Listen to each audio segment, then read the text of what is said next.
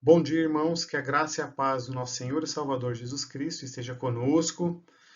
Hoje é a nossa segunda aula. Para aqueles que não assistiram à primeira aula, a aula está gravada aqui no YouTube e todos sabem que as aulas que estão sendo ministradas na igreja presencial, aulas presenciais, não estão sendo mais gravadas e nem transmitidas aqui pelo YouTube.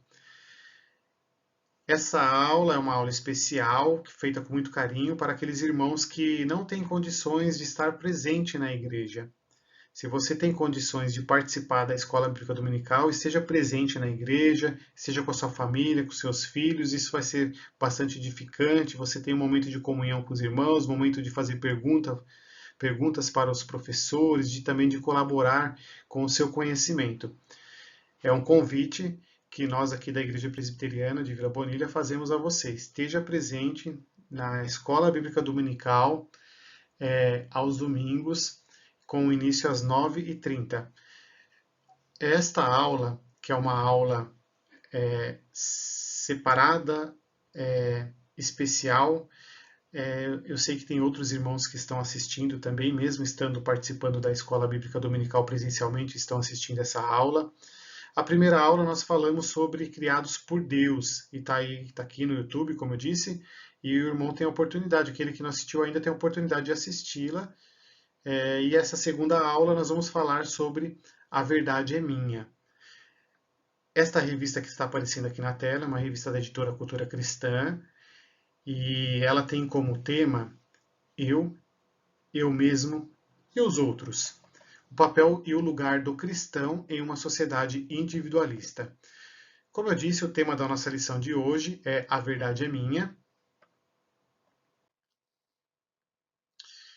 Creio que os irmãos já ouviram esta frase que está aparecendo aqui na tela. Esta frase ela aparece no início da nossa revista que nós estamos aprendendo. E diz assim: você tem a sua verdade, eu tenho a minha. Aquilo que é verdade para você pode não ser verdade para mim. Então, o estudo de hoje ele pretende verificar o erro por trás dessas afirmações e mostrar algumas de suas implicações na vida cristã. A relativização da verdade é um dos traços mais marcantes da sociedade pós-moderna e também é um dos principais indicadores da individualização da sociedade. Então, o que pode ser mais individualista do que cada um ter a sua própria verdade? É a respeito deste tema que vamos aprender hoje. Eu tenho certeza que no final desta aula saberemos que existem verdades objetivas e universais, apesar das alegações relativistas pós-moderna, relativista da pós-modernidade. Então, no final dessa aula também seremos capazes de identificar várias dessas verdades na vida diária e no ensino cristão. Peço aos irmãos que curvem as suas cabeças e vamos fazer uma oração antes de iniciar a nossa aula. Senhor, nosso Deus e nosso Pai, nós te agradecemos porque o Senhor tem nos concedido esta oportunidade, Senhor, de estar na tua presença e poder aprender um pouco mais da tua palavra, Senhor. Seja com cada um de nós, Senhor, em nossa casa, com a nossa família, um domingo de paz, de tranquilidade, Senhor. Usa nossas vidas para falar da tua palavra. Usa nossas vidas, Senhor, para poder orar, para poder pedir perdão pelos nossos pecados. Perdoa, Senhor, os nossos pecados. Que o Senhor use a nossa vida, Senhor, para podermos adorá-lo, bendizê-lo, agradecer pelos benfeitos que o Senhor tem feito em nossas vidas, Senhor. Nos dê força, Senhor, dê força àqueles que ainda não tiveram coragem, Senhor, de estar na igreja, têm condições, mas ainda não estão na igreja presencialmente, Senhor, com a sua família, com seus filhos, Senhor. Esteja, Senhor, incomodando, tocando no corações desses nossos irmãos. Abençoa, Senhor, nossas vidas. Esteja conosco, Senhor, no culto mais à noite também, Senhor, onde podemos ouvir através do seu servo a tua palavra, Senhor, para que encha nossos corações de alegria e de vontade de servir a cada dia mais ao Senhor, Pai. Esteja conosco, Pai, é o que te peço em nome de Jesus Cristo. Amém. Irmãos, hoje, como eu disse, nós vamos falar sobre verdade.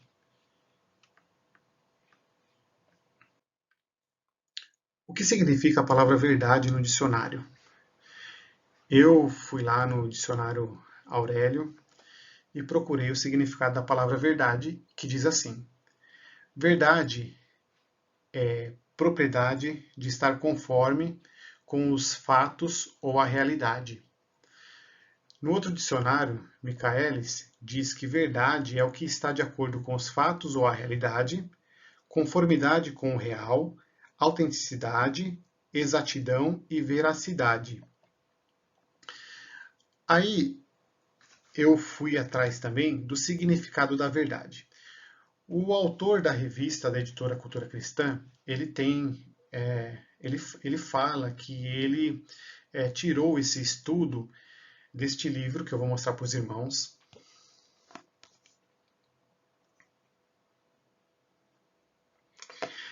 É um livro que fala sobre questões últimas da vida, uma introdução à filosofia. O autor é Ronald Nash e o livro é da editora Cultura Cristã também. E lá no capítulo 10, ele vai falar sobre o significado da verdade. Mas aí eu procurei fora também na internet, cheguei mais próximo, fiz algumas mudanças, cheguei mais próximo do que o livro, porque o livro é um pouco mais extenso. A gente poderia falar do livro aqui, mas ia demorar muito tempo para falar.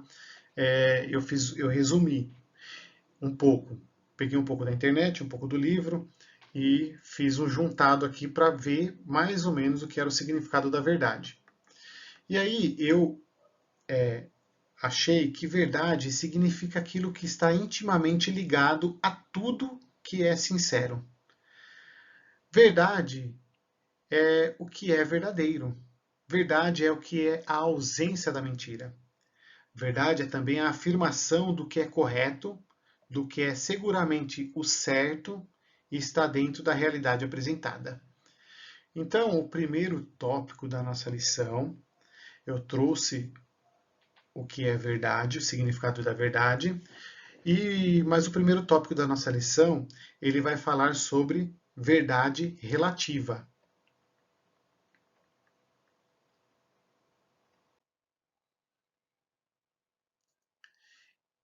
E no livro fala sobre isso também. Quem tiver oportunidade e condições de adquirir esse livro, é um livro muito bom, que eu comecei a lê-lo e está sendo muito bom para mim. Então, verdade relativa é quando não existe uma verdade absoluta. Verdade relativa é quando não existe uma verdade absoluta que se aplique no plano geral. Sendo assim, a verdade relativa depende da perspectiva e do contexto de cada um. Tem pessoas que defendem a verdade relativa e elas tentam provar que não existe verdade objetiva. E quando há uma discordância, eles vão dizer que as duas pessoas estão certas. Então, o fato é que duas pessoas, quando têm opiniões diferentes sobre determinado assunto, não significa necessariamente que as duas pessoas elas estão corretas, que as duas pessoas estão certas. Pode haver uma verdade entre as duas, ou não pode haver nenhuma verdade, mas não que as duas necessariamente estejam corretas, porque uma tem um pensamento diferente da outra. Podemos ter divergências de pensamentos, posso pensar diferente de outra pessoa e respeitar o pensamento de outra pessoa, mas eu não posso dizer que o meu pensamento é a minha verdade e o pensamento dela é a verdade dela. Não posso dizer que essas duas coisas estão certas. Agora, existe verdade absolutas, que são verdades concretas, né? Verdades absolutas, existem verdades absolutas fora de nossa mente e não depende da preferência ou do nosso desejo. Eu pensar que aquela verdade é absoluta para mim, mas porque aquilo é o meu pensamento, é o meu desejo. Nossos sentimentos não podem alterar uma verdade. Vou dar um exemplo aqui. Se eu disser que o Brasil perdeu o jogo na Copa do Mundo de 2022 para a Croácia, eu estou falando isso e podemos facilmente verificar a veracidade de tal declaração. Isto que eu estou falando é uma verdade objetiva. Aconteceu, ela existe, né? E isso independe da preferência e do desejo humano. O meu sentimento, o nosso sentimento, não pode alterar essa verdade. Mesmo que eu queira, eu não posso alterar essa verdade. Essa verdade é uma verdade objetiva, ela existe. Eu não posso relativizar essa verdade. Eu tenho certeza que o Brasil perdeu o jogo para a Croácia. E isso é uma verdade absoluta. Então, a verdade absoluta é aquela que é verdade todo o tempo e em todos os lugares. O que é verdade para uma pessoa é verdade para todos. Posso dar outros exemplos aqui. Se eu disser assim, todos precisam de ar para respirar. Isso é verdade, é uma verdade absoluta. Não tem como contestar essa verdade. Eu não posso dizer assim, tem pessoas que vivem sem ar e tem pessoas que vivem com ar. Como eu vou dizer que tem pessoas que vivem sem ar e falar que isso é verdadeiro? Então isso não é verdadeiro. Todas as pessoas precisam de ar para respirar. Eu também posso dar outro exemplo para que as pessoas não podem viver ao mesmo tempo no passado e no futuro. Uma pessoa viver no passado e no futuro. Não tem como ela pode ter vivido no passado, mas agora ela está no futuro, agora ela vive no presente e vai viver no futuro. Não tem como ela viver no passado e no futuro ao mesmo tempo, né? Então são verdades que eu posso dizer que são verdades absolutas. Quando eu falo sobre verdade relativa, o que quer que a pessoa pense ser verdadeiro é verdadeiro. Então toda opinião de uma pessoa está correta. Então a razão pela qual todas as coisas seriam relativas é a de que o conhecimento seria idêntico à maneira pela qual percebemos o mundo mediante nosso sentido. Se eu pensar que aquilo é verdadeiro, porque eu sinto que aquilo é verdadeiro, mesmo não sendo verdadeiro, para mim é verdadeiro e as pessoas vão aceitar que aquilo é verdadeiro e isso sim se torna uma verdade relativa. Relativizar a verdade. Então, qual seria a principal ideia da verdade relativa na área religiosa?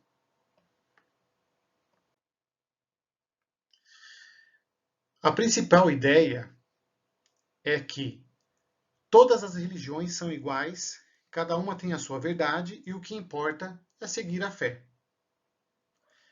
Está escrito aí na tela. Todas as religiões são iguais, cada uma tem a sua verdade, o que importa é seguir a fé.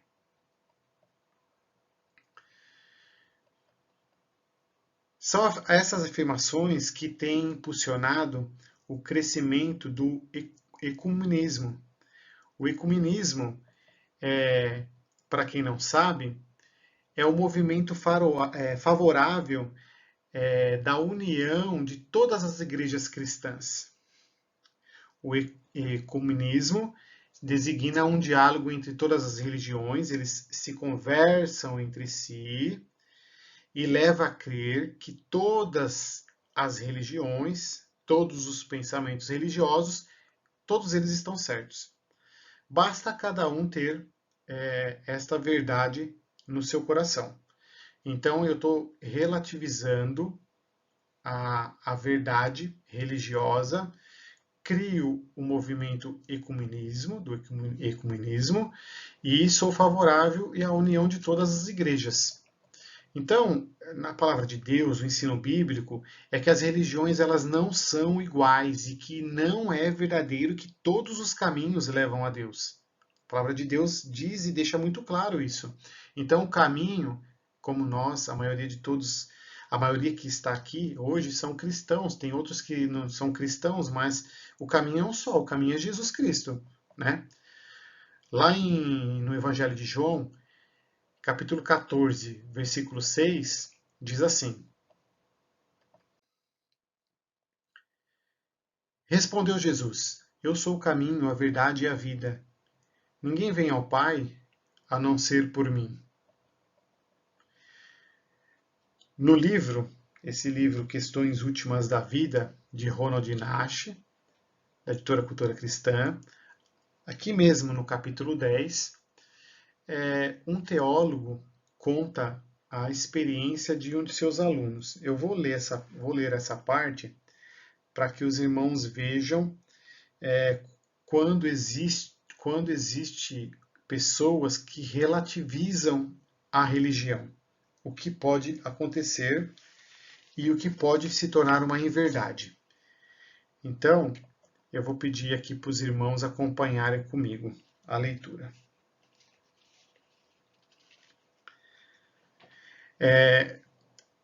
Atentem-se, irmãos, foca nessa história para vocês verem aonde pode chegar a ignorância.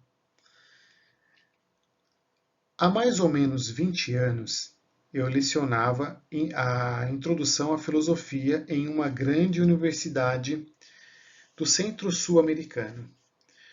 Um de meus alunos novatos estava impossibilitado de ir para casa para o fim de semana, de modo que ele permaneceu na cidade e foi a uma igreja no domingo de manhã. Da maneira como o estudante relatou o evento, a tese do sermão do pastor foi: todas as crenças religiosas são verdadeiras.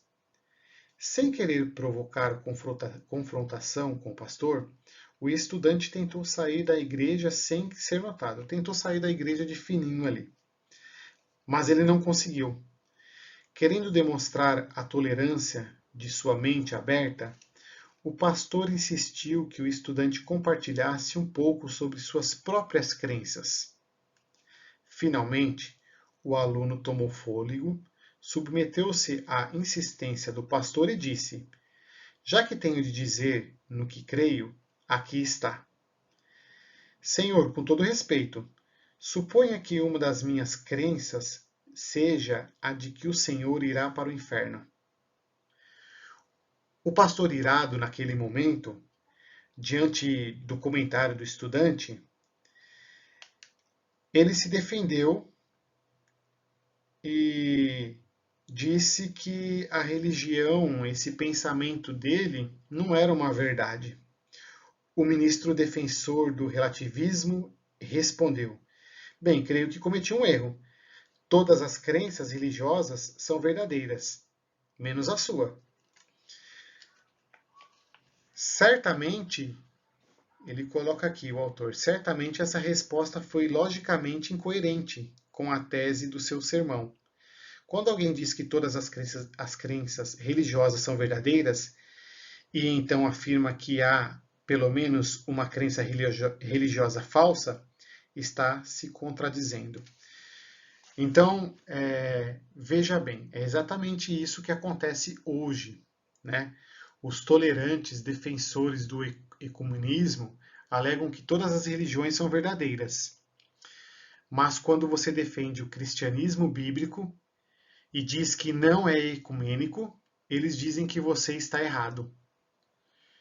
Então, esse relativismo da religião, ele fala que todas as religiões estão certas, mas quando você fala sobre o cristianismo bíblico e diz a sua verdade, eles dizem que você está errado. Então, o pós-modernismo, com sua relativização da verdade, é ilógico, é contraditório e também é muito perigoso, né? Então, nós cristãos temos que estar atentos, né? Porque a ideia de ser ecumênico, ela tem sabotado a fé de muitos. Então, para nós cristãos, temos que ter a certeza que o caminho é um só. Deus é um só. O Salvador é um só. Então, o fato de os relativistas da pós-modernidade não acreditarem nisso não muda a nossa realidade. E o segundo tópico da lição fala sobre a verdade objetiva.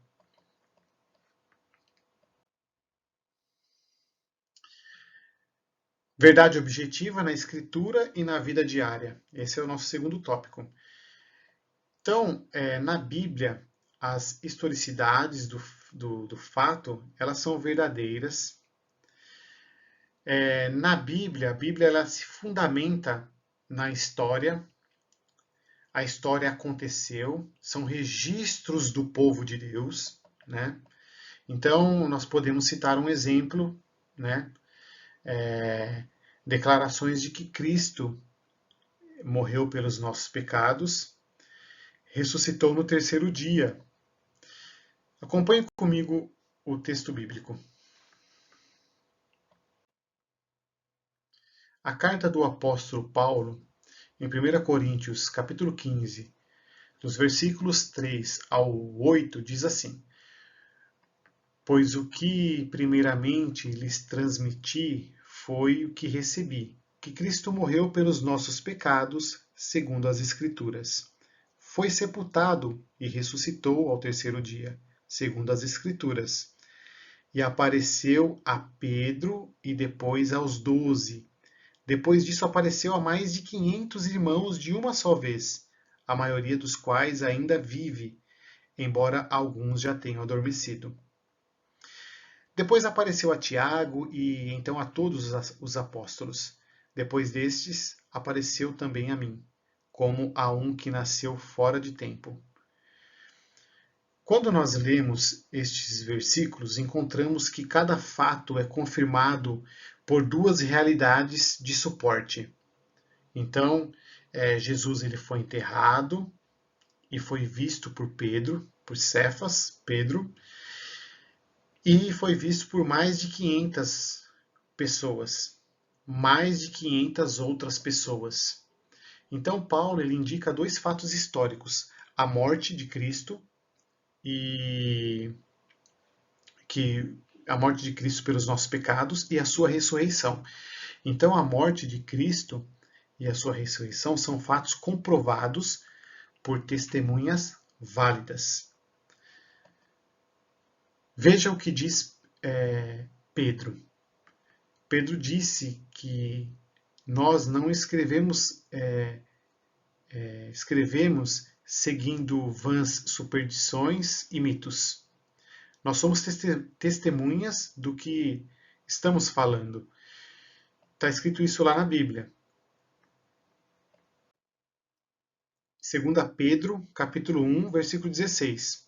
Diz assim: De fato, não seguimos fábulas engenhosamente inventadas, quando lhes falamos a respeito do poder e da vinda de Jesus, nosso Senhor Jesus Cristo. Pelo contrário, nós fomos testemunhas oculares da sua majestade. São tão objetivamente verdadeiras que Paulo prossegue dizendo que, se não fossem verdadeiras, seríamos as pessoas mais infelizes do mundo. E o Paulo continua dizendo isso. Lá em 1 Coríntios, capítulo 15, vou ler o versículo 14 e o 19, que diz assim, acompanhe comigo, está aqui na tela. Ó. E se Cristo não ressuscitou, é inútil a nossa pregação, como também é inútil a fé que vocês têm. 19. Se é somente para esta vida que temos esperança em Cristo, dentre todos os homens somos mais dignos de compaixão. Tem uma outra versão que fala assim: se a nossa esperança em Cristo se limita apenas a esta vida, somos os mais infelizes de todos os homens. Então, os escritores dos evangelhos criam que seus relatos eram objetivamente verdadeiros. Então, João, ele afirma claramente que seu relato teve fundamento em fatos, fatos históricos que podemos ver. Está aqui, escrito, foi vivenciado pelo povo de Deus. No Evangelho de João diz: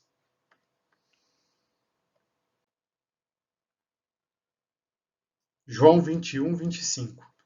Jesus fez também muitas outras coisas.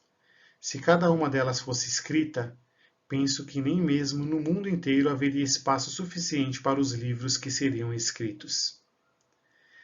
Esses fatos puderam ser vistos, ouvidos e até tocados pelo povo de Deus.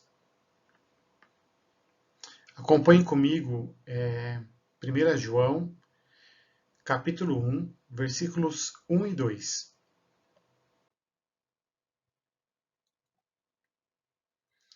O que era desde o princípio, o que ouvimos, o que vimos com os nossos olhos, o que contemplamos e as nossas mãos apalparam, isto proclamamos a respeito da palavra da vida. A vida se manifestou, nós a vimos e dela testemunhamos, e proclamamos a você a vida eterna, que estava com o Pai e nos foi manifestada.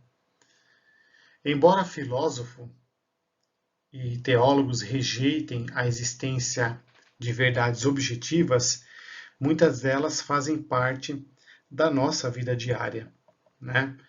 O nosso nome, o dia que eu nasci, na minha vida diária, o quanto custa uma passagem de ônibus, né? Entre muitas existentes, né? São verdades objetivas. Tem uma parte aqui que fala sobre os alunos da faculdade, né? E está na nossa revista aqui também, eu até marquei aqui com marca-texto e vou ler, e está escrito assim: os estudantes não encontrará na faculdade professores que se dediquem a apresentar argumentos para confrontar a fé cristã, mas encontrará muitos professores que tentarão convencê-lo de que sua religião, como todas as outras, é meramente uma construção social e, portanto, relativa e subjetiva, estruturada em torno de opiniões falíveis e defeituosas, mantidas por conhecedores finitos que olham para a coisa da maneira como olham, porque eles mesmos pertencem a certo tipo de sociedade. É tido de modo jacoso e condescendente que, se sua religião o ajuda, ele deve ser grato, mas não deve se esquecer de que não há verdades objetivas. Mas não deve se esquecer de que não há verdades objetivas. Assim, a fé cristã é sabotada, relativizada, trivializada, marginalizada, separada da objetividade. Nada aconteceu com a verdade. Ela continua existindo e continua sendo a verdade, mas os seres humanos abandonaram sua capacidade crítica e se tornaram viciados em um padrão de pensamento ilógico e contraditório. Se ficou muito rápido, os irmãos aí mais para frente podem dar uma pausa nesse vídeo. Principalmente eu recomendo para que aqueles que são estudantes de faculdades, principalmente às vezes em curso de filosofia, sociologia, se os irmãos de faculdade aí quiserem também procurar, tem Protágoras e Sócrates, né? O Sócrates provando que existe a verdade objetiva, a verdade absoluta, e o Protágoras, pensamentos com que ele diz que a verdade é relativa. Os irmãos podem procurar isso aí também. Tem aqui numa parte do nosso livro falando a respeito disso, mas eu não quis colocar aqui para também não estender muito o nosso tempo. Se os irmãos observarem, nada aconteceu com a verdade. A verdade ela continua existindo e continua sendo verdade. Então nós temos em nosso coração algo que Deus colocou através da tua graça, que é essa verdade de que Cristo é o nosso único e suficiente Salvador. Cristo morreu por nós para levar nossos pecados.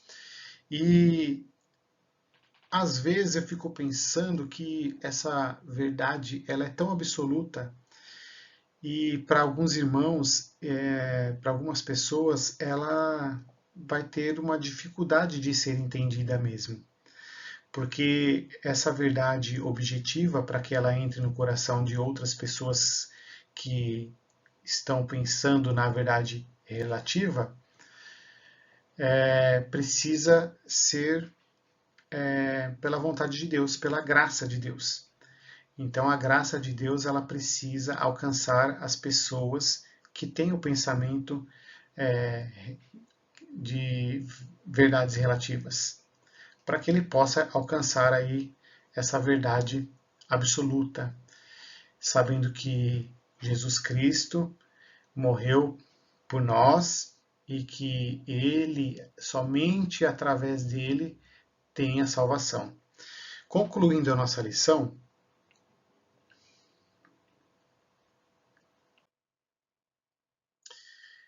nós conhecemos verdades, não são só objetivas, mas são verdades também universais, embora essas verdades sejam imutáveis. Nós sabemos que a mente humana ela é mutável e pode querer mudar essas verdades, mas que elas já são verdades universais, talvez ela não consiga mudar essas verdades.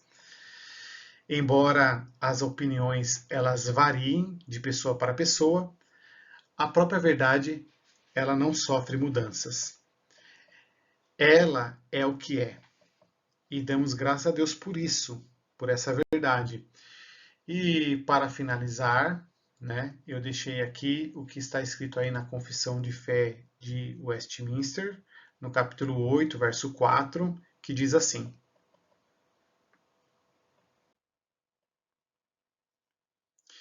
Este ofício o Senhor Jesus empreendeu voluntariamente.